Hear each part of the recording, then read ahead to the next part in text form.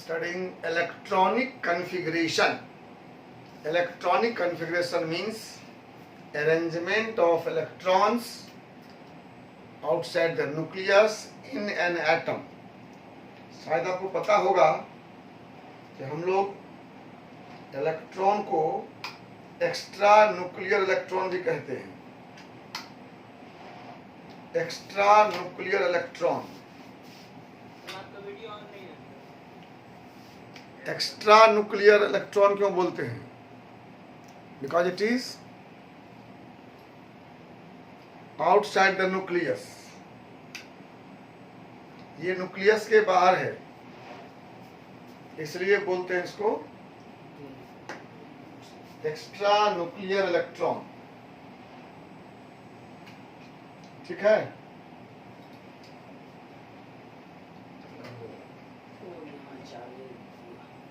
Extra nuclear electron बोलते हैं हम लोग.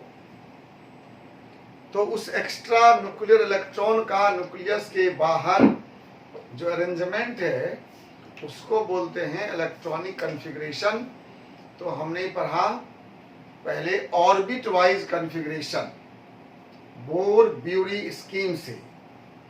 फिर हमने पढ़ा सब ऑर्बिट वाइज कॉन्फ़िगरेशन ऑफ बाउ प्रिंसिपल से. मैंने आपसे कहा एटॉमिक नंबर 1 to 36 और iodine, tin, lead, silver, gold, palladium और प्लेटिनम का इलेक्ट्रॉनिक कॉन्फ़िगरेशन पर आप मास्टरी कर लें. मास्टरी ऐसे करें, कोई आपसे पूछे बोलो आयरन का कॉन्फ़िगरेशन, तो आप तुरंत बोल दें 28814-2 28142. ऐसे आपको याद होना चाहिए. ये आपको याद होना चाहिए कि D6 4s2 3d6 लास्ट वाला. ये बार बार पढ़ते रहेंगे, अभ्यास करते रहेंगे तो हो जाएगा. उसमें कुछ एक्सेप्शंस हैं, देखा ही आप. एक पोटासियम एक्सेप्शन है, क्रोमियम एक्सेप्शन है और कॉपर एक्सेप्शन है. उस एक्सेप्शन का भी ध्यान रखिए. और चलिए आज हम लोग पढ़ते हैं ऑर्बिटल वाइज कॉन्फ़िगरेशन.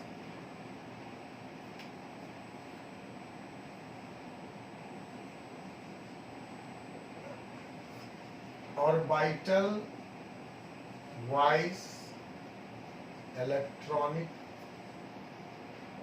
कॉन्फ़िगरेशन.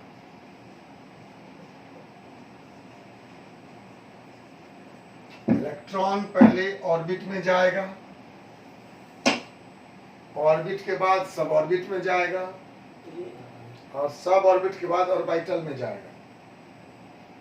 तो ऑर्बिटल में जाने का जो उसका प्रोसेस है वो हम लोग आज पढ़ रहे हैं. ठीक है.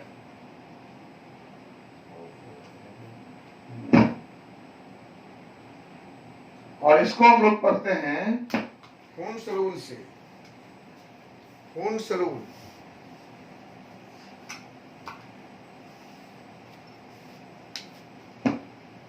हुन्स रूल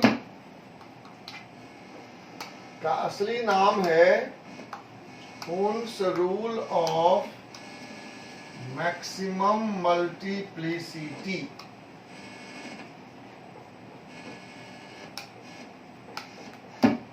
सच ये है कि ये रूल हम लोग नहीं पढ़ेंगे अभी. एक नकली रूल पढ़ेंगे. ये जो असली रूल है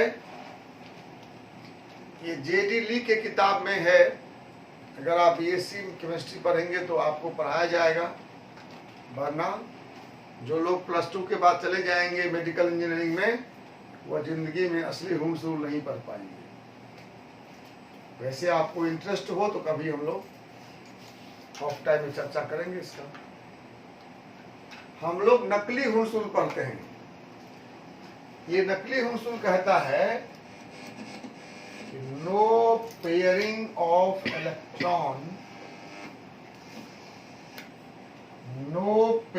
of electron can take place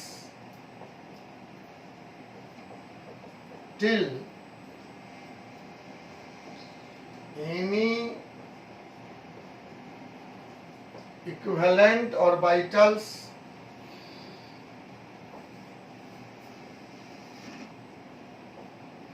are lying vacant.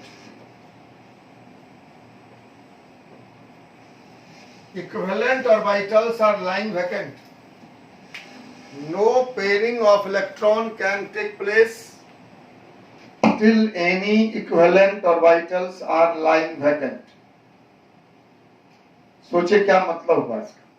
No pairing can take place, जोड़ा नहीं बन सकता है। कब तक?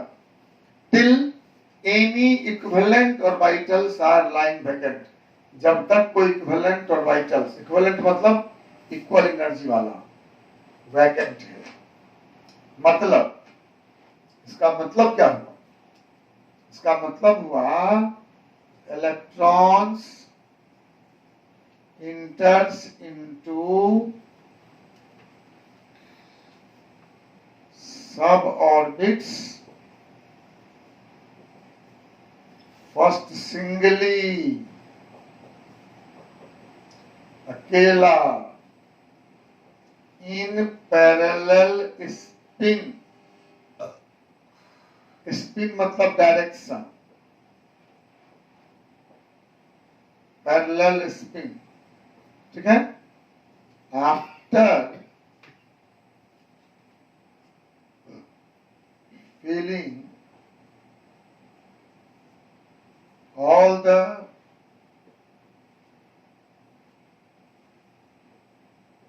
equivalent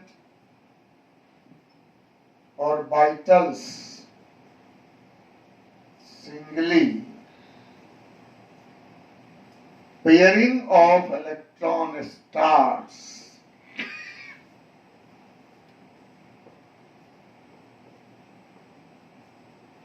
In opposite spin,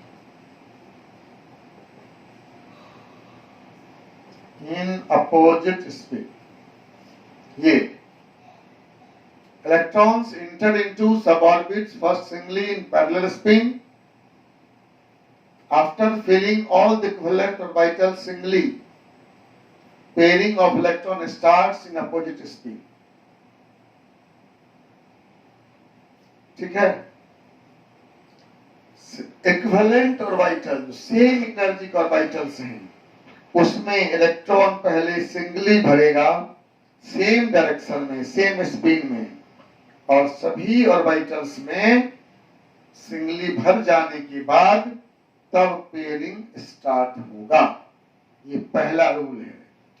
और दूसरा रूल है जो आप पढ़ चुके हैं, half field and fully field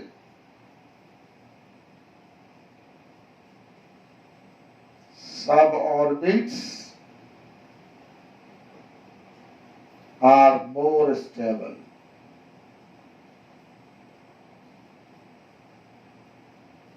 सब ऑर्बिट्स या ऑर्बिटल्स भी कह सकते हैं आप। Half field and fully field orbitals लिखो। fully filled orbitals are more stable. Suborbit means set of suborbitals. जैसे अभी देखा आपने S2, P3, P6, D5 और D10, F7 और F14। S की कैपेसिटी 2 की है। अगर S2 है फुल्ली फील्ड तो स्टेबल है।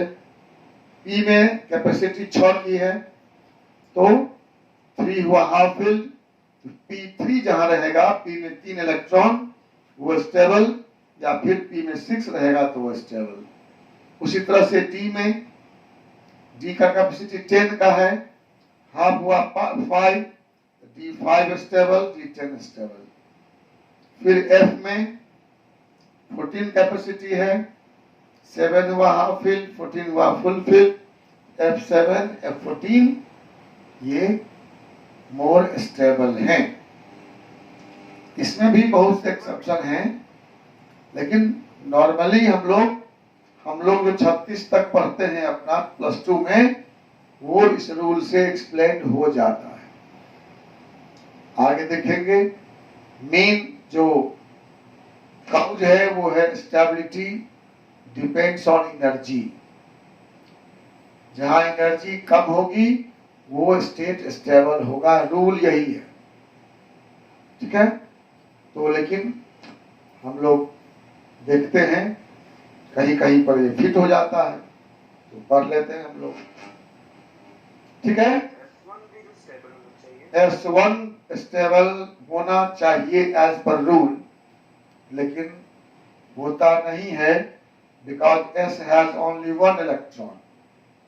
अकेला है तो अकेला इलेक्ट्रॉन जल्दी भाग जाना चाहता है कहीं से, इसलिए एज पर रूल होगा। सही बोले आप, लेकिन होता नहीं है।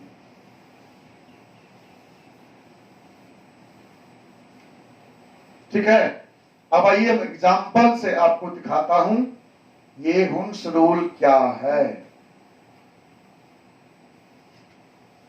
हाफ फिल फुल फिल कर दिखा दिए थे कि जहां D4 आया था उसको D5 कर लिए, जहां D9 आया वहां D10 कर लिए, वो इसी रूल के अनुसार से किए थे।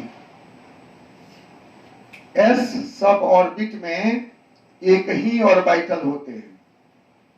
ऑर्बिटल को हम लोग दिखाते हैं बॉक्स से, बॉक्स बनाकर दिखाते हैं।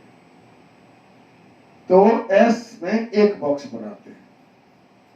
P सब ऑर्बिट में 3 ऑर्बिटल होता है, 3 orbitals by 3 boxes, and D suborbit have 5 orbitals, and F suborbit have 7 orbitals. याद आया? क्या लिखे थे हम लोग? Number of orbitals in a suborbit बराबर 2l प्लस 1। S के लिए L का मान 0, 2 इंटू 0 प्लस 1 तो 1 हुआ। P के लिए L का मान 1, 2 इंटू 1 प्लस 1 3 हुआ। D के लिए L का मान 2, 2 इंटू 2 प्लस 1 5। F के लिए L का मान 3, 2 इंटू 3 प्लस 1 7 है ना। तो S सब ऑर्बिट में कितने ऑर्बिटल हैं? 1। P सब ऑर्बिट में 3, D सब ऑर्बिट में 5 एंड F सब ऑर्बिट में 7 ऑर्बिटल्स हैं। और ये सब इक्विवेलेंट हैं। ये सभी 7 ऑर्बिटल्स के एनर्जी सेम है। ये 5d ऑर्बिटल्स की एनर्जी सेम है। ये 3p की एनर्जी सेम है। यही वो इक्विवेलेंट ऑर्बिटल्स। इसी के लिए रूल है, इसमें जो इलेक्ट्रॉन भरेगा, no pairing of electron can take place till any equivalent orbital is lying vacant. इसमें जब तक एक भी रहेगा वैकेंट तब तक इलेक्ट्रॉन का पेयरिंग नहीं होगा। या उल्टा क्या बोले थे? Electron इंटर्स first singly in parallel speed. पहले एक एक कर भरेगा सेम डायरेक्शन में, और सभी इक्विवेलेंट ऑर्बिटल के सिंगली फिल हो जाने के बाद पेयरिंग स्टार्ट होगा, और पेयरिंग होगा अपोजिट स्पीड में, मतलब अपोजिट डायरेक्शन में। तो आइए देखिए S1 को कैसे भरेंगे हम लोग।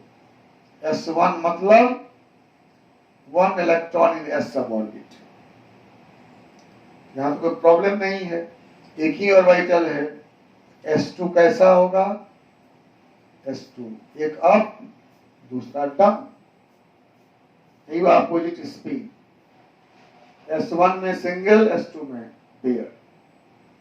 अब जब P से हम शुरू करते हैं तो P में होते हैं 3। P1 में एक इलेक्ट्रॉन कहीं भर सकते हैं, कोई हर्ज नहीं है। All the 3 are equivalent. P2 में क्या होगा? ऐसे भरेगा, नहीं भरेगा। No pairing can take place till any equivalent orbitals are lying vacant. जब तक इक्विवेलेंट कोई वैकेंट है तब तक पेयरिंग नहीं हो सकता है। क्या होगा तो ऐसे। और P3 में क्या होगा? P3 में बताओ, तीनों में ऐसे भरेगा सिंगली। सॉरी, ये P3 किसी में पेयर नहीं कर सकते हैं। पहले सिंगली भरेंगे और वो भी सेम डायरेक्शन में। आप चाहें तो डायरेक्शन उल्टा भी कर सकते हैं, आप नीचे ही पहले भर लीजिए, लेकिन कन्वेंशनली हम लोग पहला अपवाद भरते हैं। ये कन्वेंशन है, कोई रूल नहीं है। आप नहीं मानेंगे तो कोई बात नहीं, लेकिन आप तो एग्जाम देंगे तो वहां जो कन्वेंशन है उसी से क्वेश्चन रहेगा। अपना रूल बनाएंगे तो नहीं होगा, इसलिए कहीं पर हम लोगों को कॉम्प्रोमाइज करना पड़ता है, कन्वेंशन के साथ चलना पड़ता है। तो ये P3 हो गया। अब जो तीनों भर गया सिंगली तो पेयरिंग स्टार्ट होगा। अब पेयरिंग स्टार्ट होगा तो P4 में क्या होगा? P4 में क्या होगा? 1 2 3 4। Now pairing starts. P5 में क्या होगा? 1 2 3 4 5। और P6 में 1 2 3 4 5 6। ठीक है? This is Hund's rule and this is electronic configuration orbital wise, that in orbitals of equivalent energy, electron enters first singly in parallel spin, and after filling all the equivalent orbitals singly, pairing of electron starts, and that in opposite spin. एक ही orbital में दोनों electron हम same direction में नहीं रख सकते, ऐसा भी नहीं हो सकता है। This configuration is wrong. जब भी एक ऑर्बिटल में दो इलेक्ट्रॉन होंगे तो वो अपोजिट स्पिन के होंगे, निश्चित है। ठीक है? अब बताओ डी में क्या होगा? डी में क्या होगा? डी में होते हैं 5 ऑर्बिटल्स। ये D1 हुआ। D2 में यहां आएगा, D3 में यहां आएगा, D4 में यहां आएगा, D5 में यहां आएगा। D6 से पेयरिंग स्टार्ट होगा ना? इसको हम छोड़ते हैं तुम लोगों के लिए, होम असाइनमेंट हुआ, ये घर से बना के लाओ। F में क्या होगा? F1 to 7 सिंगली भरेगा, F1, F2, F3, F4, F5, F6, F7 और 8 से पेयरिंग शुरू होगा अपोजिट डायरेक्शन में। मतलब pairing of electron in opposite spin starts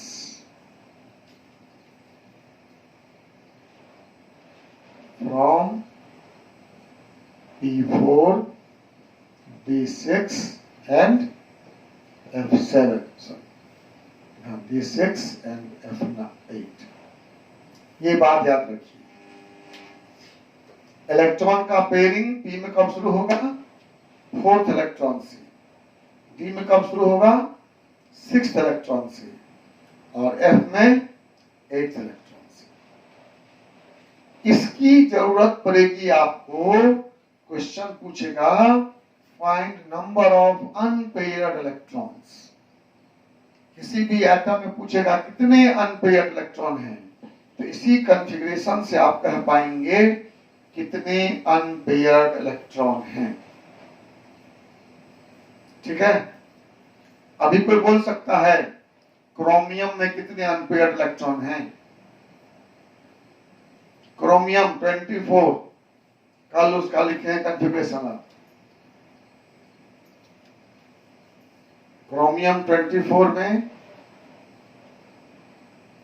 कितने अनपेयर्ड इलेक्ट्रॉन हैं?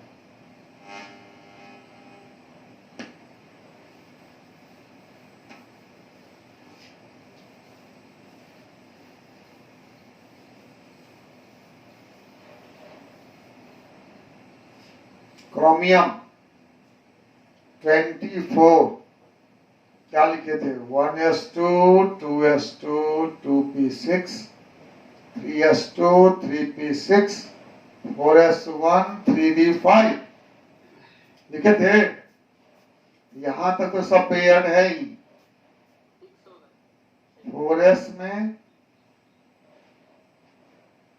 3d1 2 3 4 5, so number of unpaired electron equal to 6। इसी टाइप का क्वेश्चन जहां रहेगा वहीं आपको गुण सुरूर की जरूरत पड़ेगी। ये घर में कर लेंगे ना, डी और एफ वाला, डी 1 to 10 भर लेंगे और एफ में 1 to 14 भर लेंगे। पहला सिंगली भरेंगे सेम डायरेक्शन में D5 तक और D6 से अपोजिट करना शुरू करेंगे तो फिर 10 तक हो जाएगा। F में 1 to 7 भरेंगे सिंगली, ऐसे से मैंने भरा है अलग अलग, F1 F2 F3 F4 F5 F6 7, फिर 8 से पेयरिंग स्टार्ट कर देंगे। अब बोलो कुछ क्वेश्चन मन में है तो? किसी के मन में? कॉपर में तो 9 इलेक्ट्रॉन हो जाएगा। कॉपर में अनपेयर्ड इलेक्ट्रॉन नहीं तो नहीं। कॉपर 29 क्या होता है? 4s1 3d10, it has only one unpaired electron। Copper में सिर्फ 1 होगा। हाँ, ओनली 1, ये तो पेयर्ड हो जाएगा। डी के 10 है तो सारे पेयर्ड रहेंगे। Copper has only 1 unpaired electron. ठीक है, अब देखो ना, कॉपर अगर 4s2 3d9 होता तो भी एक ही अनपेयर्ड होता ना, D9 में एक रहता अनपेयर्ड इलेक्ट्रॉन। हाँ, एस पेयर्ड होता, ऐसे बच जाता। ये आ गया, ये पेयर्ड हो, ये बच गया, कोई फायदा नहीं हुआ इसको। नहीं, क्रोमियम को फायदा हुआ। क्रोमियम अगर S2 3d4 होता, इसके पास 4 ही अनपेयर्ड इलेक्ट्रॉन होते, 5 हो गया तो फायदा हो गया इसको। और यही असल कारण है स्टेबिलिटी का, लेकिन हर जगह लागू नहीं हो रहा है। आगे देखेंगे आप, अब तो 4d3 देखेंगे, 4d3 को 4d4 कर लेते हैं, यहाँ पर 4 को 5 करते हैं, वहां 3 को 4 कर लेते हैं। 3d8 है, 3d8 में कुछ चेंज नहीं होता है, 4s2 3d8 ऐसे ही रहता है। अब 4d8 क्या करता है मालूम है? 5s0 4d10, जो लोग घर में बनाए होंगे बुक से मिलाएंगे देखे होंगे। और फिर 6s2 5d8 हो जाता है 6s1 5d9। ये प्लेटिनम है और ये ऐसे ही रहता है 4s2 3d8। ध्यान दीजिए, 3d8 रह गया, 4d8 10 हो गया, 5d8 9 हो गया। ये सब एक्सपेरिमेंटली ऑब्जर्व रिजल्ट हैं। एज पर रूल जो आप समझते हैं वही होना चाहिए था। 3d8 है तो 4d8 रहता, ये भी 5d8 रहता। लेकिन ऐसा नहीं होता है। ऑब्जर्व रिजल्ट है ये, और इसका हम लोग के पास कोई कंक्रीट थ्योरेटिकल एक्सप्लेनेशन नहीं है ना। हम लोग सिर्फ ये कहते हैं कि इसका एनर्जी कम है इसलिए मोर स्टेबल है। ठीक है। हाँ, तो हम कह रहे थे आपको ये जो 3d4 को 3d5 करते हैं, नंबर ऑफ अनपेयर्ड इलेक्ट्रॉन बढ़ गया। इसको कहते हैं हम लोग एक्सचेंज एनर्जी। तो D4 में एक्सचेंज एनर्जी कम है, D5 में एक्सचेंज एनर्जी ज्यादा है, इसलिए D5 मोर स्टेबल है, ऐसा हम लोग कहते हैं। चलिए, तो होम्स रूल से सीख लिए, आप भर सकते हैं किसी में भी, भर सकते हैं ना।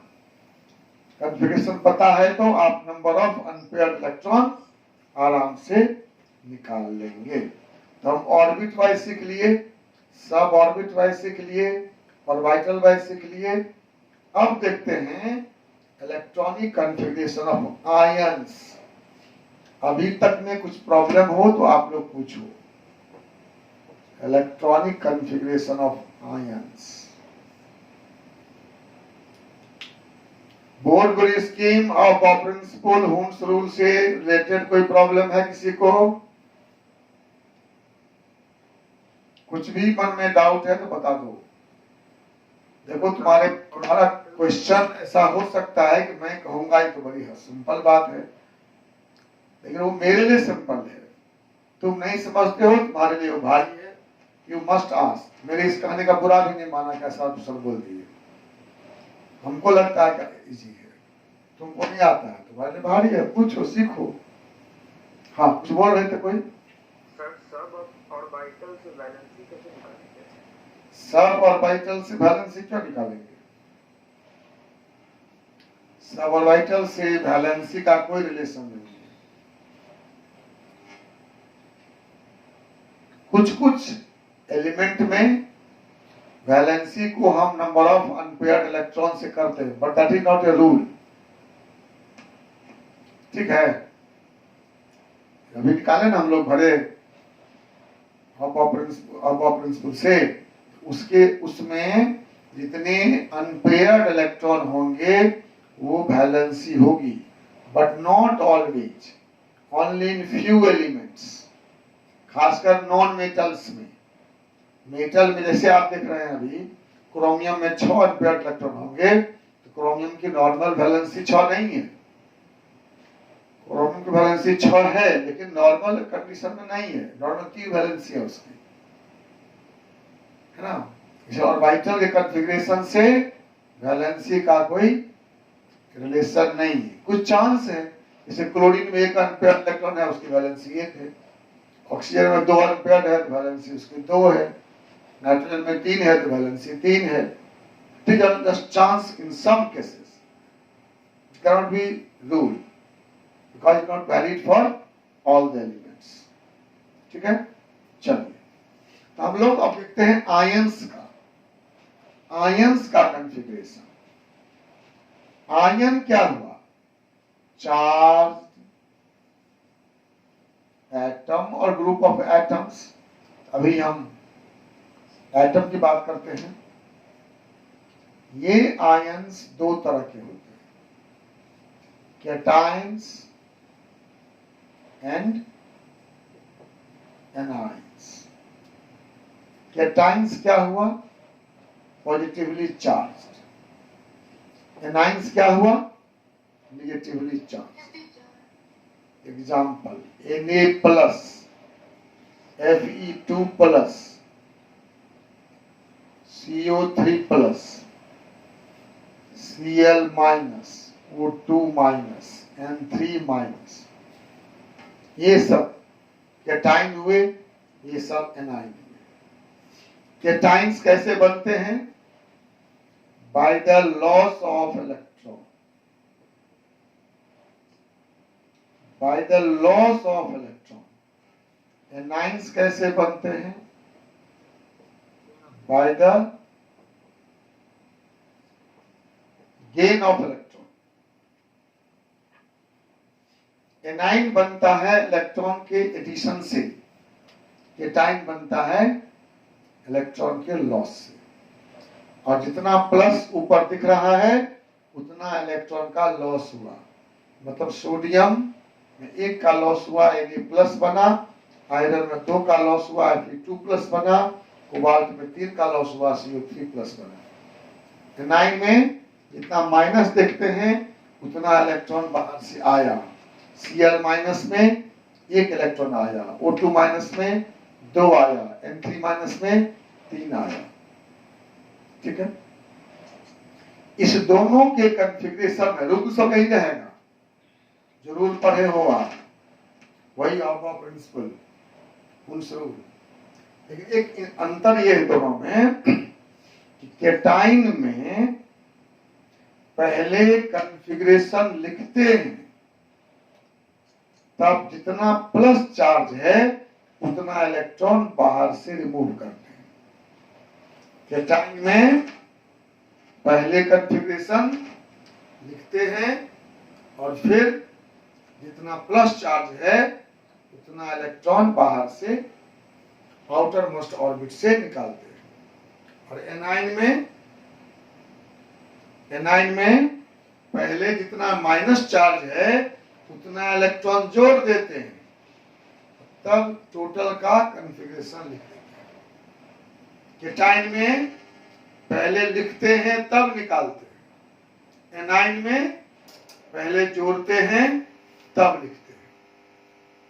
ठीक है, केटाइन में क्या होता है?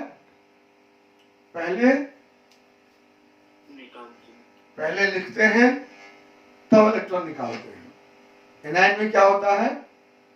पहले इलेक्ट्रॉन जोड़ लेते हैं तब कॉन्फ़िगरेशन लिखते हैं। केटाइन में write electronic configuration of atom, then remove electron equal to positive charge of ion from outermost orbit। मैं एग्जांपल दिखाऊंगा। Right electronic configuration atom and then remove electrons equal to positive charge of ion from outermost orbit।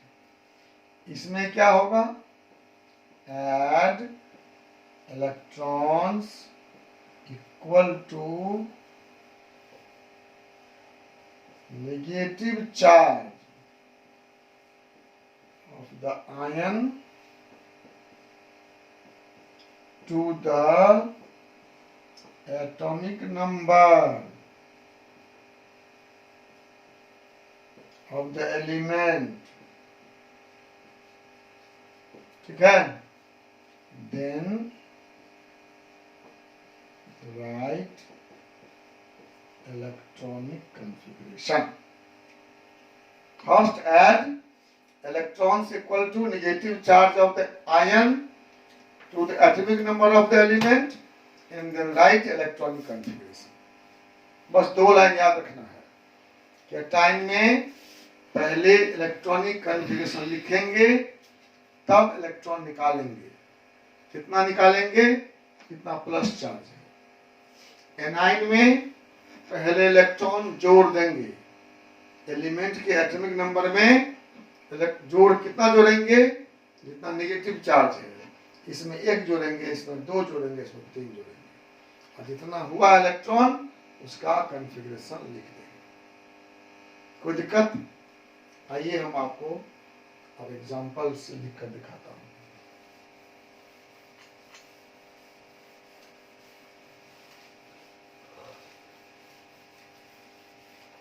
Ion का configuration भी important होगा हम लोगों के लिए, लेकिन वो भी 36 तक। जैसे मान लो सोडियम प्लस का लिखना है। पहले सोडियम लिखेंगे 1s2 2s2 2p6 3s1। ठीक है, अब क्या करेंगे, इसमें से Na प्लस लिखना है तो एक इलेक्ट्रॉन निकाल देंगे, 1s2 2s2 2p6। ये आपके सीखने के लिए, जरूरी नहीं कि आपको 2 लिखना पड़े।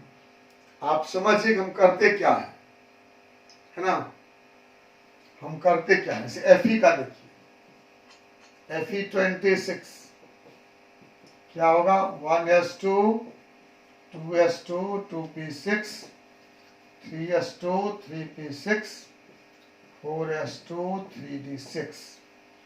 मैंने बता दिया था कि दोनों तरीका है, आप चाहें तो 3D पहले भी लिख सकते हैं, दूरी के हिसाब से लिखेंगे अगर, इसका कॉन्फ़िगरेशन ऐसा ही होगा, 3s2 3p6 3d6 4s2। ये एनर्जी के हिसाब से है, एनर्जी के बढ़ते हुए क्रम में। लेकिन ऑर्बिट के हिसाब से लिखेंगे तो ऐसा ही होगा। याद रखिए 3D थर्ड ऑर्बिट में ही है, इलेक्ट्रॉन नहीं भरता उसमें, 3D के बाद चला आता है 4s में। इट डज नॉट मीन कि 3D उठकर आगे चला गया, ये हम क्रम भरते हैं। तो Fe हो गया। अब Fe2 प्लस है, 2 इलेक्ट्रॉन आउटर मोस्ट ऑर्बिट से निकलना है। आउटर मोस्ट ऑर्बिट कौन है, 4th ऑर्बिट, ये निकल जाएगा। Fe2 का हो गया 1s2 2s2 2p6 3s2 3p6 3d6। ध्यान रखिए क्या हुआ अंतर, यहां इलेक्ट्रॉन 3D से नहीं निकलेगा, 4s से, आउटर मोस्ट ऑर्बिट से, जो सबसे बाहर है उस ऑर्बिट से निकलेगा। इसीलिए कहते हैं पहले कॉन्फ़िगरेशन लिखो और उसके बाद निकालना। अब आई बात समझ में कि 3D से पहले 4s भरता भी है और 3D से पहले 4s निकलता भी है। हम आपको दिखाता हूं, मैं एक चीज आप समझ में आ जाएगा कि ऐसा क्यों होता है। देखो, ये एटम का न्यूक्लियस है, ये फर्स्ट ऑर्बिट है, इसी में है 1s। सेकेंड ऑर्बिट है, इसमें है 2s और 2p। थर्ड ऑर्बिट में है 3s 3p 3d।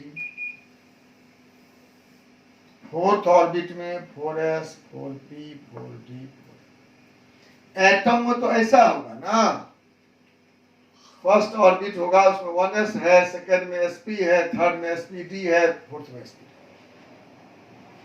हम जो इलेक्ट्रॉन भरते हैं तो एनर्जी के हिसाब से 1s भरते हैं, 2s भरते हैं, 2p भरते हैं, 3s भरते हैं, 3p भरते हैं और 3d को खाली छोड़कर 4s में चले जाते हैं। 4s के बाद वापस 3d आते हैं। लेकिन 3d है थर्ड ऑर्बिट में। अब सोचो जब इलेक्ट्रॉन निकलने की बात होगी तो दूर से निकलेगा ना, पहले कोई जो बाहर से इलेक्ट्रॉन लेने आएगा तो कहां से निकालेगा, 4s से निकालेगा। तो भरता है एनर्जी के हिसाब से और निकलता है दूरी के हिसाब से। याद रखिए दिमाग में, electrons are filled in order of increasing energy and electrons are removed in order of distance from the nucleus।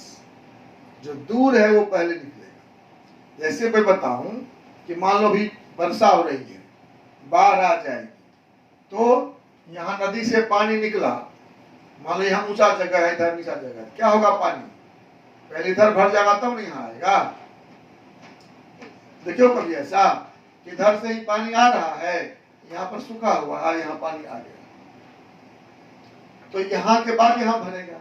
लेकिन कोई पानी लेने वाला अगर आएगा तो कहां से निकालेगा, पहले बाहर वाले से।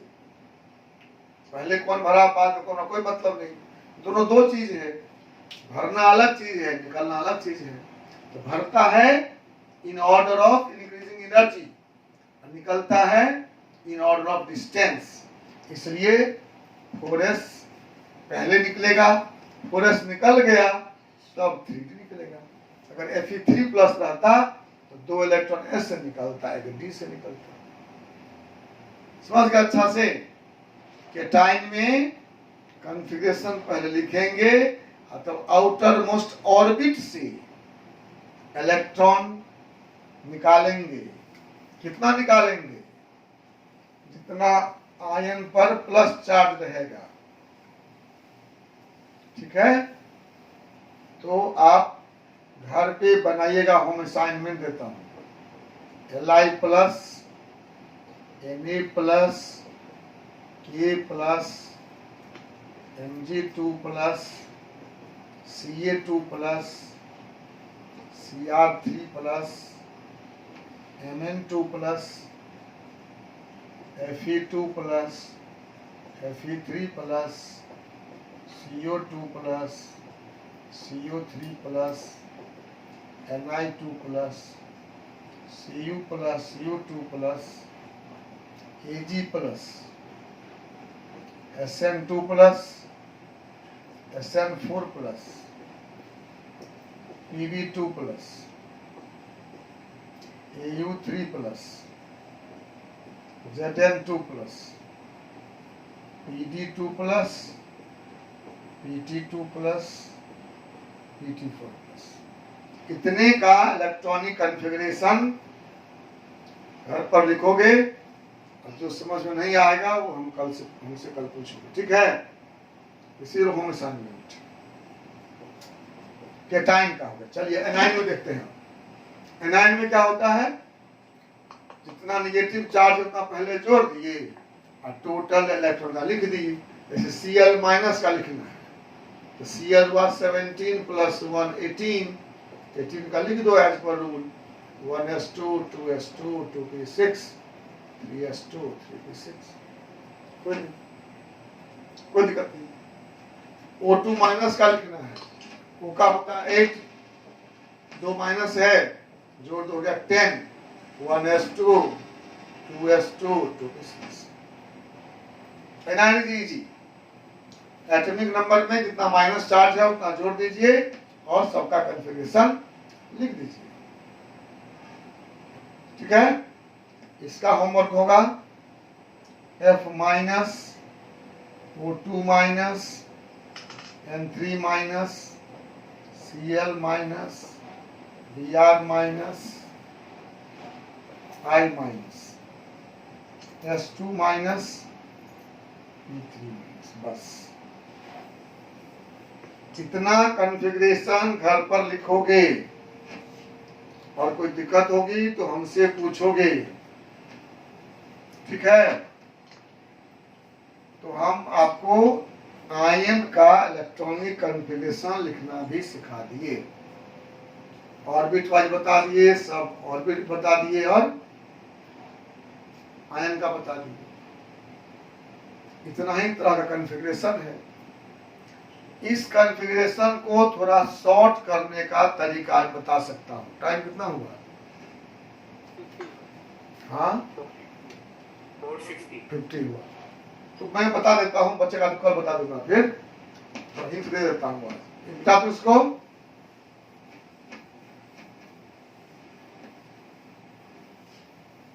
कोई नया रूल नहीं बताऊंगा। इस कॉन्फ़िगरेशन को हम शॉर्ट में कैसे लिख सकते हैं वो बता दूंगा।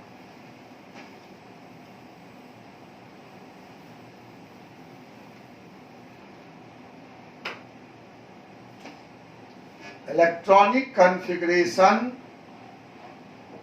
in terms of inert gas. Electronic configuration in terms of inert gas. Inert gas समझते हैं आप? Helium, neon, argon, krypton, xenon and radon.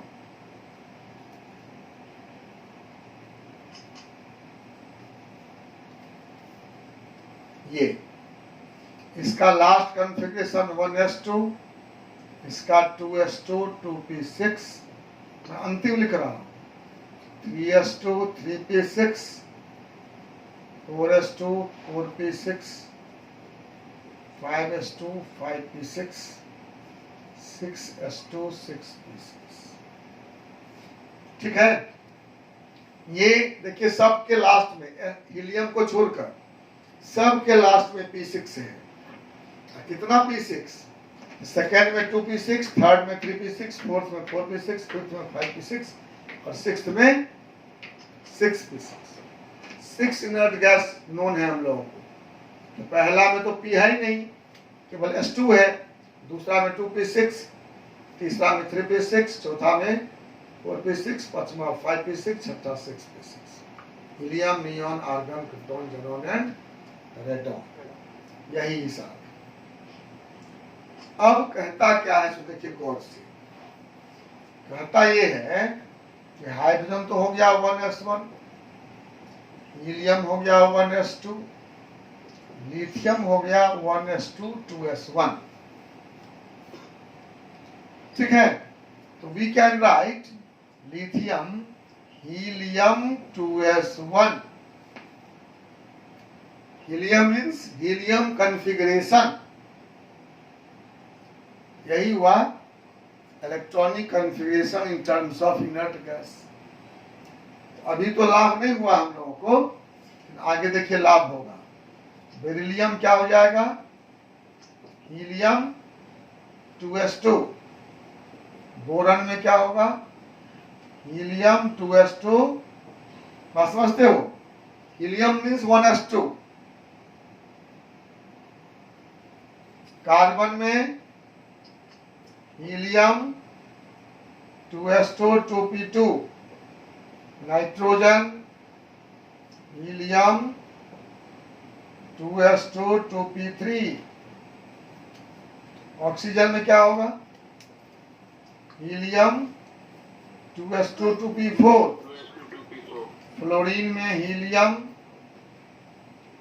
2s2 2p5 और नियन में हीलियम 2s2 2p6। गौर कीजिए, अभी हमको बहुत फायदा नहीं हुआ कि हम हीलियम लिखते कि 1s2 लिखते बराबरी पर। अब देखो लाभ होगा, सोडियम का हो जाता है 1s2 2s2 2p6 3s1। इसको हम लिख सकते हैं सोडियम बराबर नियॉन 3s1। अब हुआ ना फायदा, 1s2 2s2 2p6 से बदला लिखो नियॉन। नियन मतलब नियन तक का कॉन्फ़िगरेशन हो गया अब 3s1। ठीक है, अब हम जितना लिखेंगे सोडियम से आगे मैग्नीशियम में क्या लिखेंगे? Neon 3s2। एल्युमिनियम में नियॉन 3s2 3p1। अभी aluminium, silicon, phosphorus, sulphur, chlorine, argon तक चलेगा। ऐसे आर्गन में हो जाएगा नियॉन 3s2 3p6। ठीक है, समझ रहे हैं कि हम नियॉन सब में लिखेंगे। नियॉन मतलब 1s2 2s2 2p6 के बदला में नियॉन लिख दिए। आगे जो है सो लिखो। अच्छा, आर्गन आ गया। आर्गन के बाद पोटासियम में क्या करेंगे, गेस करो? आर्गन। हाँ, पोटासियम में कर देंगे आर्गन 4s1। तो फायदा होगा ना। वो लिखते 1s2 2s2 2p6 3s2 3p6 4s1, तो लिख दिए argon. This is called electronic configuration in terms of inert gases. कोई नया रूल नहीं है, उसी को आप शॉर्ट फॉर्म में लिख लीजिए तो आपको फायदा होगा। तो आप गौर कीजिए कि 11 से आगे जो है 17 तक वो नियन में लिखाएगा, 18 से 35 तक आर्गन में, फिर 37 से आगे 53 तक ज़ेनॉन में। ठीक है, ऐसे ही हमको लिखना है। शॉर्ट फॉर्म हो गया, बात वही है। इसका कुछ प्रैक्टिस कर लेंगे, आपको तो बता ही दिए 36 तक पढ़ना है, 36 तक मैं प्रैक्टिस कर लूँ, कोई दिक्कत नहीं है। इतना काम अगर कर लोगे तुम लोग तो इलेक्ट्रॉनिक कॉन्फ़िगरेशन खत्म हो गया। लेकिन ये बहुत बहुत इम्पोर्टेंट है। आगे जहाँ जहाँ केमिस्ट्री पढ़ेंगे हर जगह इलेक्ट्रॉनिक कॉन्फ़िगरेशन की जरूरत पड़ेगी। इसे खूब बढ़िया से बार बार प्रैक्टिस कर लीजिए, समझ लीजिए, और जहाँ दिक्कत हो वहाँ हमसे पूछ के सीख लीजिए। ठीक है, घर जाकर फिर एक बार वीडियो को पढ़िएगा और कुछ मन में क्वेश्चन हो तो हमसे पूछिएगा। ठीक है, एनी क्वेश्चन एट प्रेजेंट किसी के मन में? तो सर घर में असाइनमेंट बनाओगे, जो भी असाइनमेंट देंगे उसे घर में बनाओगे हर दिन ईमानदारी से, और जहाँ दिक्कत होगी वहाँ हमसे फिर पूछोगे। ठीक है ना? तो असाइनमेंट क्या हुआ कि टाइम डी वाला लिखना है, भरना है, एफ वाला भरना है, कि टाइम एनाइन का लिखना है कॉन्फ़िगरेशन, और 1 से 36 तक ये इन टर्म्स ऑफ इनर्ट गैस ये भी लिख लेना है घर पर। ठीक, नो प्रॉब्लम? ठीक है, ठीक है, थैंक यू।